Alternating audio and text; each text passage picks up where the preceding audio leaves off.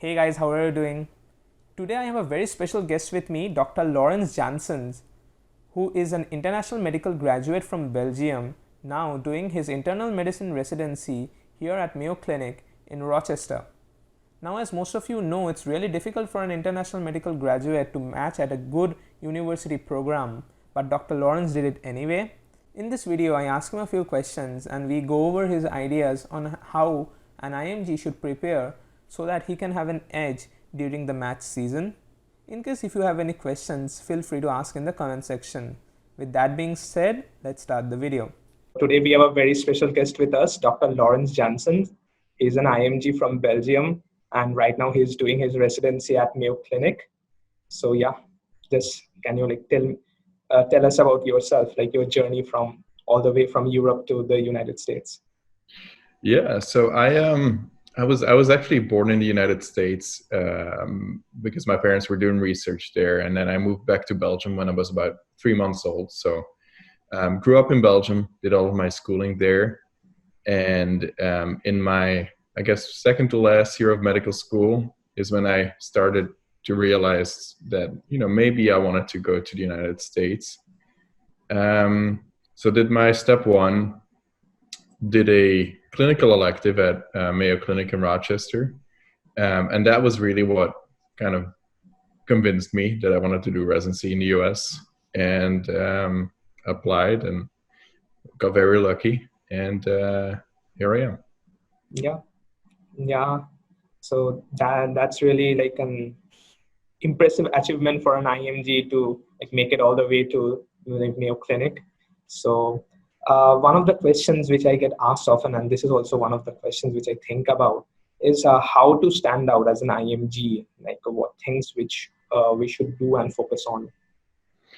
Yeah, I think that's a great question, especially as you mentioned IMGs. It's not easy to get into residency in the United States, not because IMGs are not as good as American medical students, but because American residency programs are somewhat pressured to take a lot of American students. Uh, it's just the way it is. Mm-hmm. And I think one of the ways to stand out, first and foremost, is to have had some sort of clinical experience in the US, because programs want to know that you are able to work in an American medical system. And I think the way of doing that is to ensure that you have letters of recommendations from American physicians. I think that's maybe even a bare minimum. So that's not something that makes you stand out, but it's something that I think gets you considered by programs.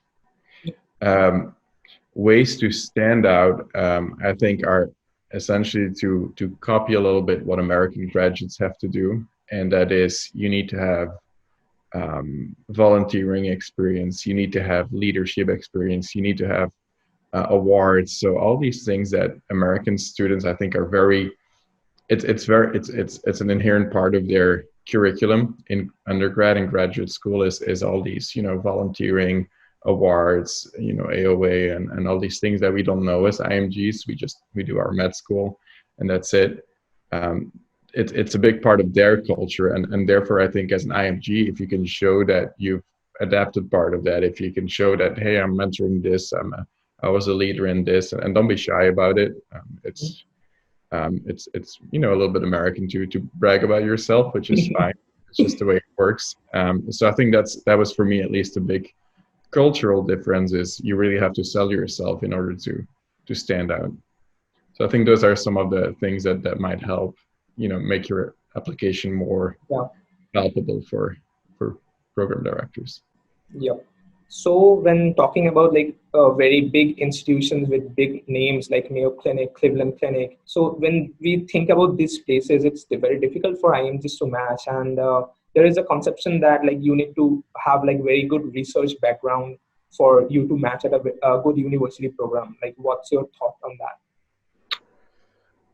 I think just from my personal experience and seeing the people who match at these places, the IMGs who match at these places, I think there's certainly some truth to that. First and foremost, you need to have shown that you have clinical experience in the US for doing some electives. But then on top of that, the way to stand out is as you mentioned, having a solid research background and ideally, spend some research time in the United States as well, in order to show that you're on the path of becoming an academic physician, because these programs are not looking to train private practice. Even though that's a perfectly valid career path, it's not something that those programs are looking for. They're looking for people who want to be leaders in their respective academic fields, want to be leaders in programs. And the way to show that is by being very serious about your research and having experiencing and having publications. You don't have to be first author, but showing that you're part of a project and you can take a project from conception to finish is, I think, a very big deal for program directors. So yes, research is very important if you're looking to rank at some of the more competitive academic institutions.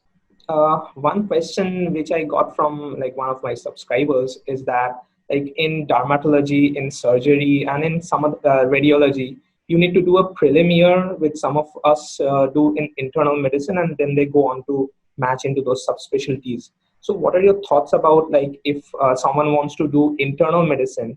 So, is it a good idea to do a prelim year in internal medicine and then go and apply, or like?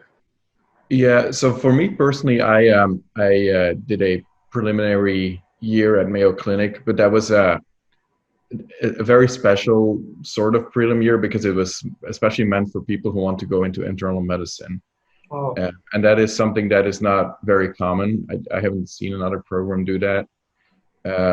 So typically when you apply for a prelim year, you apply for a different, second, residency other than internal medicine.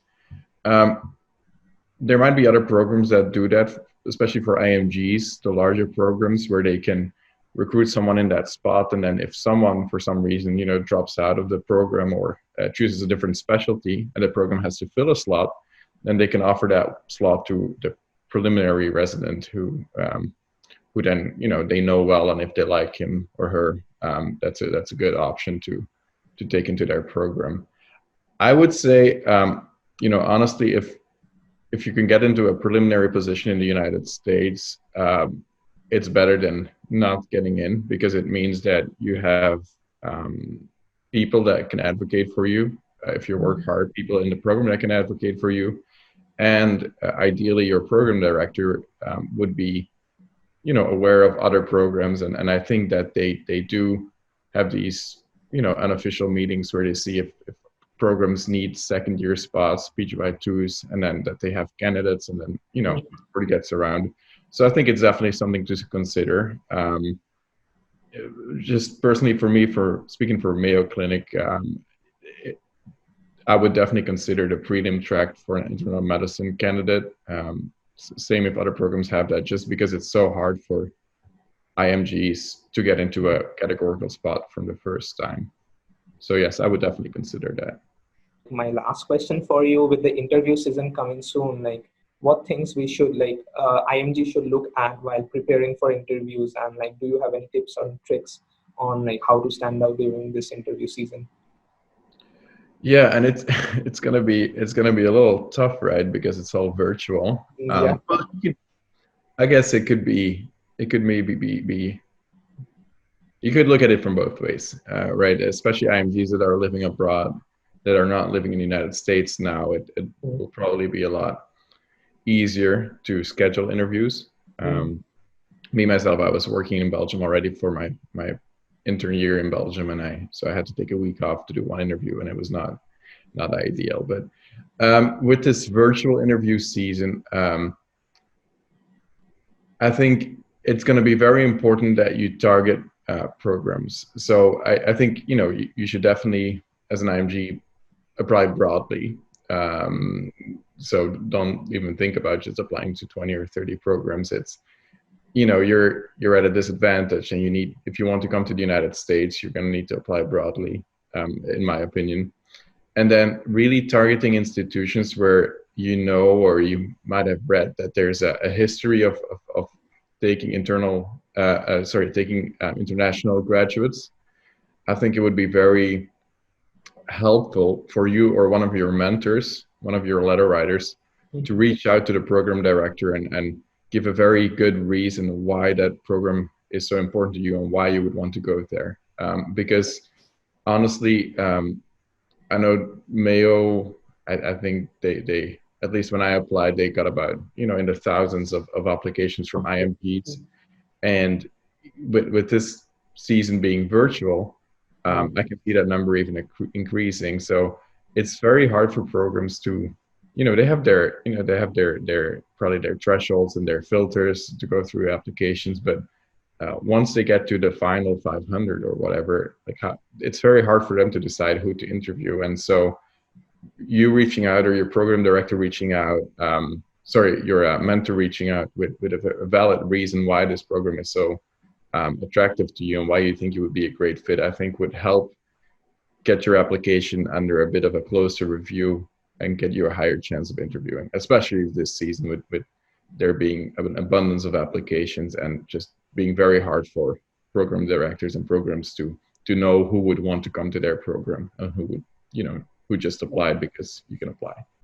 All right. So yeah, those were the main questions. So you have been a great inspiration for me, like being an IMG matching here at Mayo Clinic. I'm sure like once I share this video on my YouTube channel, other people are going to think that it's possible. So yeah, just by knowing the fact that it's possible, I think that might inspire a lot of people to start their journey.